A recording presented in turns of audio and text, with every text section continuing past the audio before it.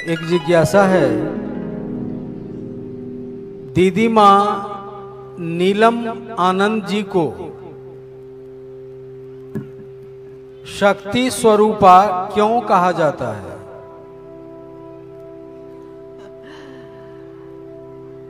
दीदी माँ नीलम आनंद जी को शक्ति स्वरूपा क्यों कहा जाता है? मैं खुद भी कहती हूँ उनको, और गुरु भाई गुरुवान भी कहते हैं। शक्ति स्वरूपा मतलब शक्ति का स्वरूप जो हो, अपना रूप जो उसका है, वो क्या है? इस धरती पे जो जीवन उन्होंने जिया है, माँ नीलम आनंद जी की बात हो रही है अभी, जिज्ञासा उसी पे।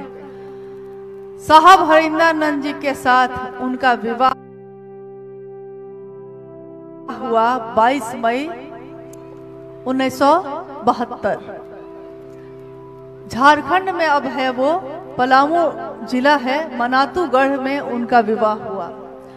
जब साहब का विवाह हुआ उनसे, उस समय वो एक राज परिवार की बेटी, और साहब के पिताजी भी एजुकेशन डायरेक्टर उस समय बिहार के थे। दोनों का परिवेश बिल्कुल अलग अलग था। इनका शिक्षा का था, उनका राज परिवार का था। एक तरफ जहां शिकार करना, जंगल में जाना शान की बात थी, दूसरी तरफ किताबों की दुनिया थी। वो दोनों के जीवन की पृष्ठभूमि जो है परिवार की एकदम अलग अलग थी, लेकिन उस परिवेश से दोनों एक जगह एक हुए कहते हैं।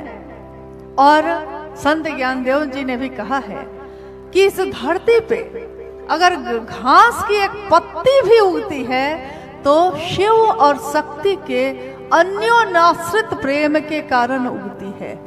यानी एक ऐसा प्रेम जो एक दूसरे में ऐसा रचा बसा है कि मिलके जीवन देता है। शिव की शिष्यता का प्रारंभ जब हुआ 1974 में, उस समय वो साहब की अर्धांगिनी धर्मपत्नी के रूप में उनके साथ थी। साहब हरिंदरानंद जी ने पहला पत्र लिखा था उनको, और उस पत्र में उन्होंने लिखा था कि नीलम, मैंने शिव को अपना गुरु बना लिया है, तुम भी शिव को अपना गुरु बना लो। उस समय वो मनातू में थी। माँ नीलम आनंद जी को जब ये पत्र मिला अपने पति का, उन्होंने अपने पति के जीवन को देखा कि गुरु की तलाश में, सही गुरु की तलाश में ये कितना भटक रहे थे। और उन्होंने जब ये पत्र पढ़ा कि शिव को ही गुरु बना लिया है और तुम भी बना लो, तो उनके मन को एक इतनी शांति अजीब सी मिली। उनको लगा कि मेरे पति के जीवन को अब ठौर मिला। और जब साहब और दीदी माँ मिले, साहब ने उनसे पूछा कि क्या सचमुच शिव गुरु हैं? माँ ने कहा कि हाँ हैं।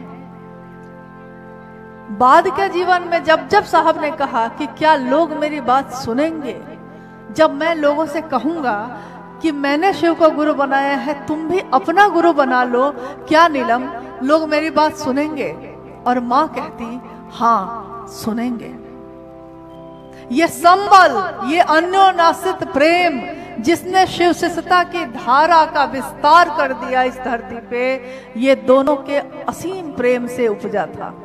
और वो एक तरफ साहब लोगों को ईश्वर की प्रेरणा, शिव की प्रेरणा दे रहे थे, और एक तरफ माँ नीलम आनंद उसमें सामर्थ्य और शक्ति भर रही थी।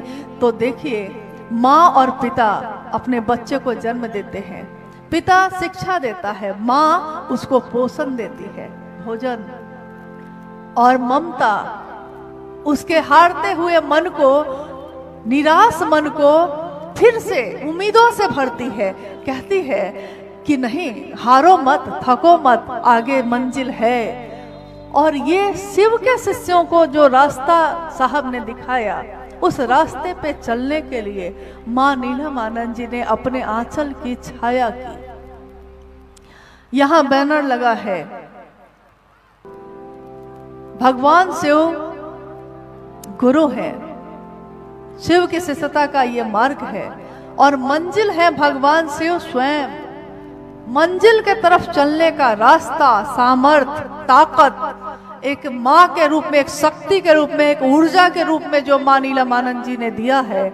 इसीलिए हमारे मन से खुद ही, किसी ने कहा नहीं, किसी ने सिखाया नहीं है, खुद ही हमारे मन का भाव अभिव्यक्त हो जाता है ये कहते हुए कि माँ नीलमानंद शक्ति स्वरूपा, जिन्होंने शिव के शिष्यों को शक्ति दी शिव की तरफ चलने के लिए, साहब और दीदी ने हाथ थाम कर उस रास्ते पे चलाया है, तो हम उस माँ को कैसे ना कहें शक्ति। शक्ति यानी शिव की, ऊर्जा शिव की, सब तो उस शिव का ही है। इसलिए हम कहते हैं ये हमारे मन के भाव हैं, अभिव्यक्त हो जाते हैं।